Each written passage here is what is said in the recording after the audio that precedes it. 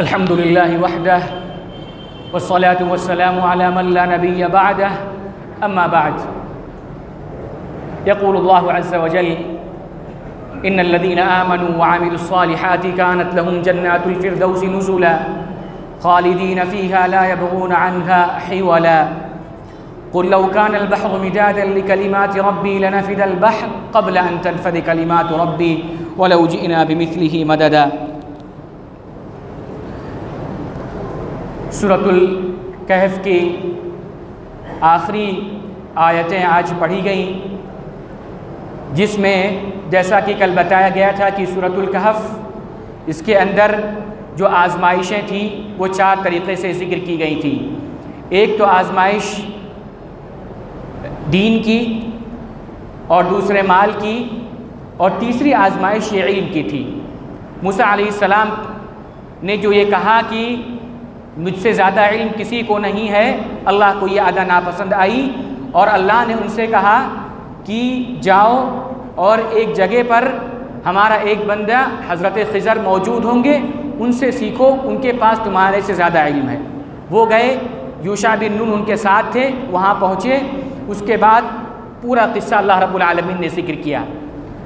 جب موسیٰ علیہ السلام خضر کے ساتھ جا رہے تھے تو انہوں نے کہا، خضر نے، کہ تم میرے ساتھ چل تو رہے ہو علم حاصل کرنے کے لیے، لیکن تمہیں صبر کرنا پڑے گا، اور اس وقت تک مجھ سے سوال نہیں کرنا جب تک کہ میں تمہیں کوئی بات نہ بتلا دوں۔ اب یہ تینوں چلے۔ اس کے بعد خضر نے کیا کیا؟ 3 کام کیا۔ سب سے پہلے تو جس کشتی میں یہ سوار ہو کر جا رہے تھے اس کشتی کا تختہ انہوں نے توڑ دیا۔ اس کے بعد دوسرا انہوں نے کیا کیا؟ خضر نے کہ ایک غلام تھا، اس کو انہوں نے کیا ہے؟ قتل کر دیا۔ ایک غلام یا ایک نوجوان تھا، اس کو انہوں نے قتل کر دیا۔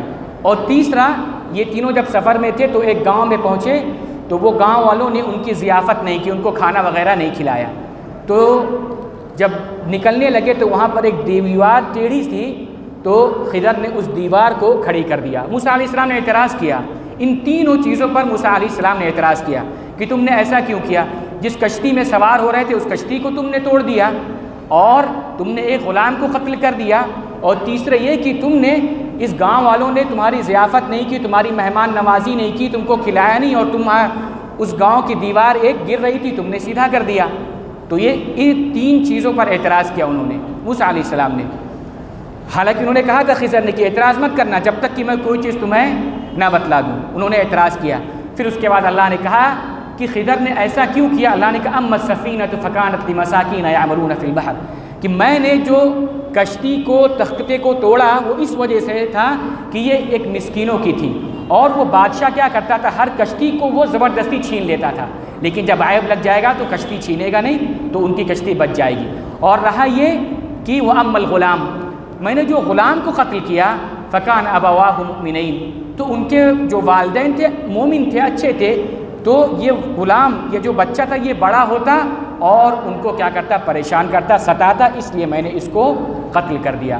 اور اس کے بعد میں نے جو دیوار سیدھی کیا، وہ اما الجدار فکان لغلامین یتیمین فی المدینۃ وکان تحتہ کنز لہما وکان ابوہما صالحا، میں نے جو دیوار سیدھی کیا، یہ دیوار اصل میں 2 یتیم بچوں کی تھی، 2 یتیم بچوں کی تھی، وکان ابوہما صالحا، اور ان کے جو والد تھے وہ نیک تھے، اور اس دیوار کے نیچے خزانہ رکھا ہوا ہے، خزانہ رکھا ہوا ہے، اگر یہ دیوار گر جاتی تو خزانہ کوئی بھی لوٹ لیتا، یتیم بچوں کو کچھ نہیں ملتا۔ تو میں نے جو دیوار سیدھی کیا وہ اس لیے کیا کہ وہ خزانہ محفوظ رہے، اور جب یہ بچے بڑے ہو جائیں تو وہ خزانہ لے لیں۔ وَكَانَ أَبُوهُمَا صَالِحًا، اللہ رب العالمین نے کہا کہ ان کے جو والدین تھے، ان کے جو باپ تھے، یعنی یتیم بچوں کے، وہ نیک تھے۔ یعنی معلوم یہ ہوا کہ اگر باپ نیک ہوتا ہے تو اس کی نیکی کا ثمرہ، اس کی نیکی کا بدلہ، اس کی نیکی کا اثر بچے کو اس کے مرنے کے بعد بھی ملتا ہے۔ باپ نیک ہے، مر گیا، انتقال ہو گیا، لیکن اگر وہ نیک ہے تو اس کو اس کا ثمرہ اس کے بچوں کو ملے گا، اس کے بچے محفوظ رہیں گے، جیسے اللہ رب العالمین نے ان کا خزانہ محفوظ فرما دیا ہے نا، اس لیے کہ ان کے والد نیک تھے۔ اللہ رب العالمین نے اس کا تذکرہ کیا، یعنی اس قصے سے یہ معلوم پڑتا ہے کہ حصول علم کے لیے سفر کر سکتے ہیں، جیسا کہ موسیٰ علیہ السلام نے خضر کے پاس سفر کیا۔ اسی طریقے سے علم حاصل کرنے کے بلند ہمتی چاہیے، بہت دور تک سفر کرنا ہوتا ہے، ہمت بلند چاہیے۔ علم ایسے نہیں حاصل ہوتا گھر میں بیٹھے رہے، اس کے لیے تھوڑی سی ہمت دکھانی ہوتی ہے اور سستی کاہلی نہیں کرنی ہوتی۔ تیسری چیز، علم کو اس کے جو عالم ہوتا ہے اس کی طرف پھیر دینا چاہیے۔ یہ نہیں کہنا چاہیے کہ مجھے سب سے زیادہ علم ہے، ہو سکتا ہے ہم سے زیادہ بھی کوئی عالم ہو، لہذا ہر علم والے کو اس کا جو علم ہے اس کی طرف نسبت کر دینا چاہیے۔ اسی طریقے سے یہ بھی معلوم پڑا اس سے کہ اپنے استاد کا ادب کرنا چاہیے، یعنی بار بار نہیں ٹوکنا چاہیے کہ ایسا کیوں کیے ویسا کیوں کیے، جیسا کہ موسیٰ علیہ السلام نے خضر کے ساتھ کیا۔ اسی طریقے سے طلب علم میں جلدی نہیں کرنا چاہیے، علم جب حاصل کریں تو جلد بازی نہیں کرنا چاہیے، کہ علم یہ وقت کا تقاضا کرتا ہے، یہ ایک مدت کا تقاضا کرتا ہے۔ علم ایسے ہی نہیں حاصل ہو جاتا کہ کوئی ایسا نوالا ہے اٹھا کے منہ میں ڈال دیا اور ہو گیا عالم بن گیا، نہیں، یہ چاہتا ہے بہت لمبا عرصہ چاہتا ہے، یعنی دھیرے دھیرے دھیرے دھیرے انسان ایک عالم کے درجے پر کیا ہے یہ پہنچتا ہے۔ اس کے بعد اللہ رب العالمین نے ذوالقرنین کا تذکرہ کیا، ایک بہت عظیم بادشاہ کا تذکرہ کیا۔ وہ بادشاہ اتنا بڑا بادشاہ تھا کہ اس کی سلطنت ایسٹ سے ویسٹ تک، مشرق سے مغرب تک پھیلی ہوئی تھی، یعنی جہاں جاؤ اس کی سلطنت تھی۔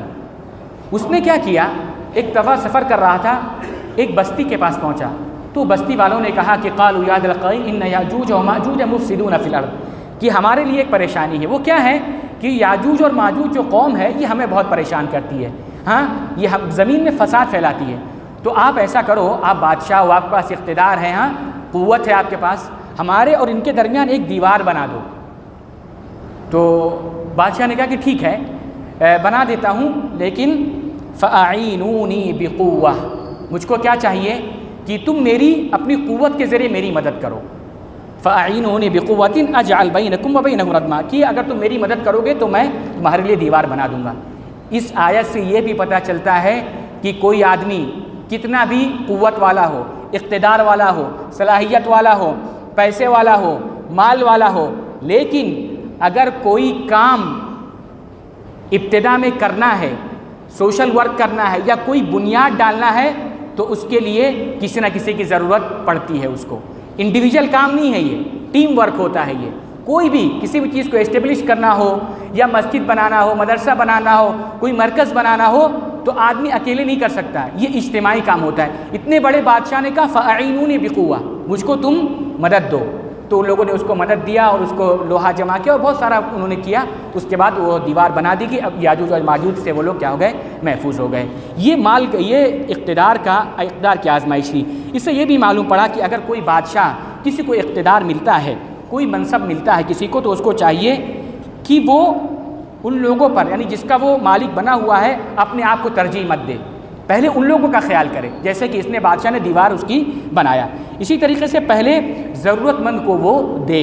اسی طریقے سے تیسری چیز یہ معلوم پڑی کہ عطا کرنے میں، یعنی کسی چیز کو دینے میں ان کی جو قدر و منزلت ہے اس کا کیا ہے خیال کرے، اس کا کیا ہے یہ اعتبار کرے۔ اس کے بعد اللہ نے کہا الذین ضل سعیہم فی الحیاۃ الدنیا، یعنی سب سے بڑا خسارہ کیا ہے انسان کا، کسی کا مال لٹ جائے، کسی کا گھر تباہ ہو جائے، یا کسی کا غریب ہو جائے کوئی شخص، یہ خسارہ نہیں ہے، اس کا کوئی خسارہ ہے۔ الذین ضل سعیہم فی الحیاۃ الدنیا وہم یحسبون انہم یحسنون صنعا، یعنی جو شخص دنیاوی زندگی میں محنت کرتا رہے اور یہ گمان کرے کہ میں تو بہت اچھا کر رہا ہوں، اس کے بعد نتیجہ کیا ہو، آخرت میں اسے کچھ نہیں ہے۔ اولئک الذین کفروا بآیات ربہم ولقائہ فحبطت اعمالہم، جب اللہ سے ملاقات کرے تو اس کا سارا کا سارا عمل کیا ہو جائے، برباد ہو جائے، اکارت ہو جائے۔ فلا نقیم لہم یوم القیامۃ وزنا، اس کا کوئی بھی وزن نہ رہے۔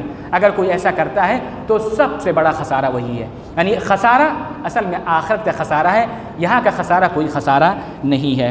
اس کے بعد اللہ نے فرمایا ان الذین آمنوا وعملوا الصالحات کانت لهم جنات الفردوس نزلا، کہ وہ لوگ جو ایمان لائے، نیک عمل کیے، ان کے لیے جنت الفردوس ہے، اعلیٰ قسم کی جنت ہے، خالدین فیہ، وہ ہمیشہ ہمیشہ اس میں رہیں گے۔ اس کے بعد اللہ نے کہا کہ اگر یہ قل لو کان البحر مدادا لکلمات ربی، یہ سارے سمندر سیاہی بن جائیں، قل لو کان البحر مدادا لکلمات ربی لنفد البحر، تو یہ سارے کا سارا سمندر ختم ہو جائے، لیکن اللہ رب العالمین کی جو تعریف ہے، جو اس کی قدرت ہے، اس کو لکھنے سے کیا ہے یہ عاجز ہیں، یعنی اللہ رب العالمین کی تعریف، اس کی قدرت اور اس کا سلطنت ختم نہیں ہو سکتی، یہ سارے کے سارے سمندر سیاہی بنا کر لکھا جائے تو بھی نہیں اللہ رب العالمین کی تعریف کر سکتے ہیں۔ اس کے بعد اللہ نے کہا قل انما انا بشر مثلکم یوحی الی انما الہکم الہ واحد، اگر نجات چاہتے ہو تو فمن کان یرجو لقاء ربی فلیعمل عملا صالحا، نیک عمل کرو، ولا یشرک بعبادۃ ربہ احدا، اور اپنے رب کے ساتھ کسی کو شریک مت کرو۔ اس کے بعد سورہ مریم شروع ہوتی ہے۔ سورہ مریم میں اللہ رب العالمین نے مریم بنت عمران کا تذکرہ کیا۔ وہ مریم بنت عمران جس کو اللہ رب العالمین نے، نبی علیہ الصلوۃ والسلام نے کہا کہ یہ جنت میں سردار ہوں گی، یہ جنت میں یہ سردار ہوں گی۔ سورہ مریم میں، مریم اس سورہ کا نام اس لیے رکھا گیا کہ اس میں مریم علیہ السلام کا کیا ہے، یہ اس کا تذکرہ اس کے اندر ہے۔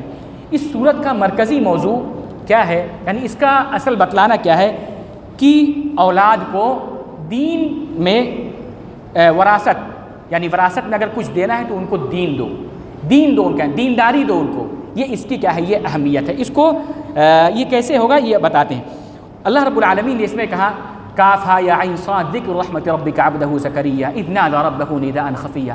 زکریا علیہ السلام بڑھاپے میں دعا مانگ رہے ہیں، اے اللہ انی وہن العظم منی، میری ہڈیاں کمزور ہو گئی ہیں، میرے بال سفید ہو گئے ہیں، اور تیری دعا سے کوئی مایوس نہیں ہوتا، مجھ کو تو اولاد دے دے۔ بوڑھے ہو گئے اور ان کو اولاد نہیں ہوئی، تو اس کے بعد اللہ نے کہا کہ اولاد دوں گا، تو کہتے ہیں انا یکون لی غلام وکانت امراتی عاقرہ، کہ اب کہاں بچہ ہونے والا، کہ میری بیوی تو کیا ہو گئی، بانجھ ہو گئی ہے۔ قال رب انا یکون لی غلام وکانت امراتی عاقرہ وقد بلغت من الکبر، اور میں بہت بوڑھا ہو گیا، اب ہو نہیں سکتا۔ اللہ نے کہا نہیں، میں تمہیں یحییٰ کی بشارت دیتا ہوں، اور اللہ رب العالمین نے یحییٰ علیہ السلام ان کو زکریا کو بیٹا دیا۔ اصل یہ ہے نا کہ اسباب کی ضرورت نہیں ہوتی اللہ رب العالمین کو، اللہ کو جب دینا ہوتا ہے تو ایسے ہی دے دیتا ہے۔ دیکھیے زکریا علیہ السلام کو بیوی بانجھ ہے، وہ بوڑھے ہو گئے، بال سفید ہو گئے، لیکن اللہ نے ان کو اولاد دے دیا۔ اللہ کو اسباب کی ضرورت نہیں ہے، اللہ نے اس رحم مادر میں جو کہ بچہ جننے سے عاجز ہے، اللہ نے ان کو نواز دیا۔ ہاں، اسباب کی ضرورت نہیں ہے، اللہ بغیر اسباب پیدا کرتا۔ کبھی کبھی آدم علیہ السلام کو دیکھیے بغیر ماں باپ کے پیدا کیا، ہاں، حوا علیہ السلام کو بغیر ماں کے پیدا کیا، ان کو بغیر باپ کے پیدا کیا، اور عام طور پر ماں باپ کے عام طور پر میاں بیوی جب ملتے ہیں تو ہی بچہ ہوتا ہے۔ لیکن ان ساری چیزوں میں دیکھیے تخلیق کے 4 چیزیں ہیں، لیکن اللہ رب العالمین کو اسباب کی ضرورت نہیں ہے۔ اگر اللہ رب العالمین قدرت کو اور کیا نام ہے وہ چاہے تو کیسے بھی کیا یہ دے سکتا ہے۔ مریم بنت عمران نے کیا کہا اولاد مانگا تو؟ مریم بنت عمران نے کہا کہ انی خفت الموالی من ورائی۔ زکریا علیہ السلام نے جب دعا کیا اولاد مانگا تو کیا مانگا؟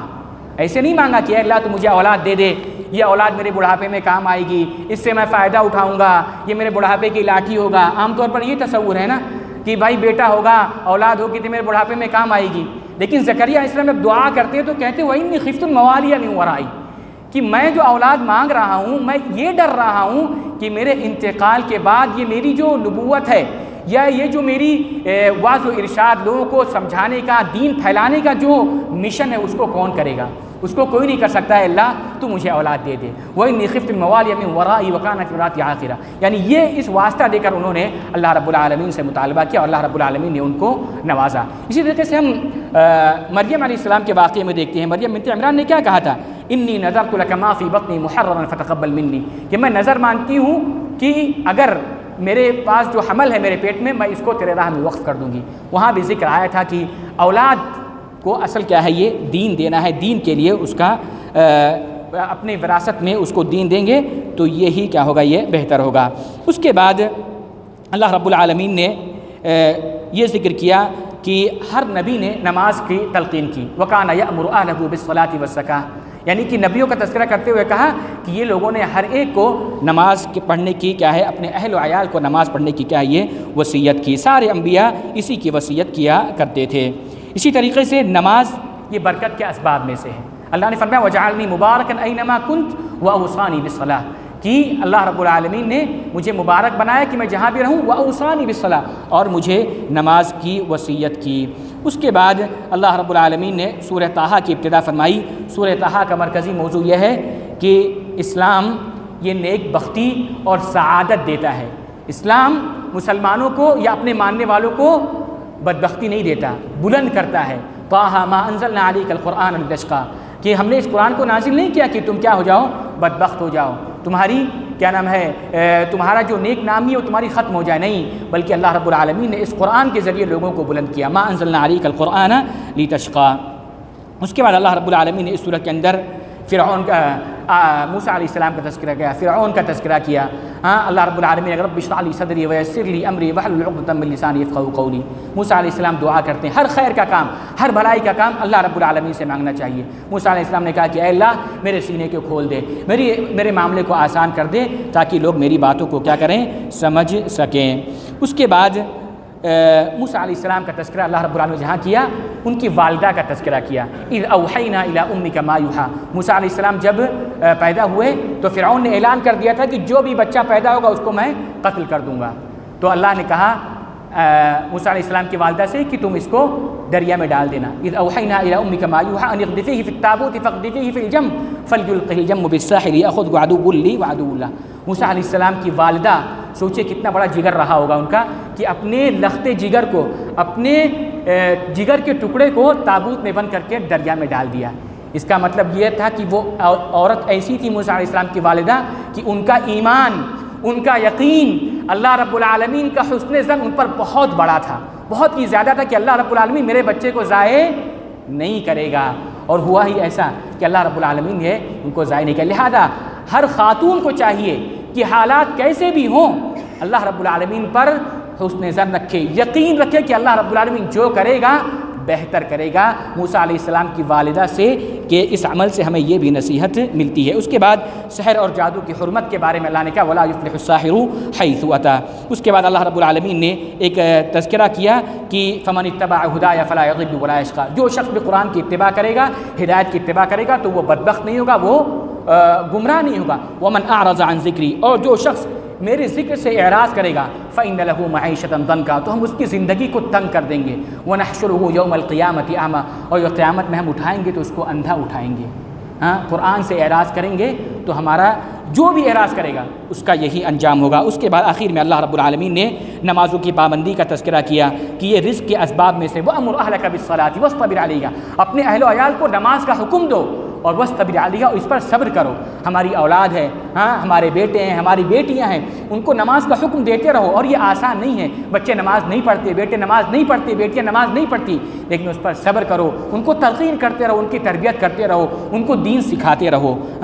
وَأْمُرْ أَهْلَكَ بِالصَّلَاةِ وَاصْطَبِرْ عَلَيْهَا لَا نَسْأَلُكَ رِزْقًا نَحْنُ نَرْزُقُكَ وَالْعَاقِبَةُ لِلتَّقْوَىٰ. ہم آپ سے رزق نہیں مانگتے، رزق تو اللہ رب العالمین کے پاس ہے. وَالْعَاقِبَةُ لِلتَّقْوَىٰ. اور انجام کار متقیوں کے لیے ہوگا. وآخر دعوانا الحمد للہ رب العالمین.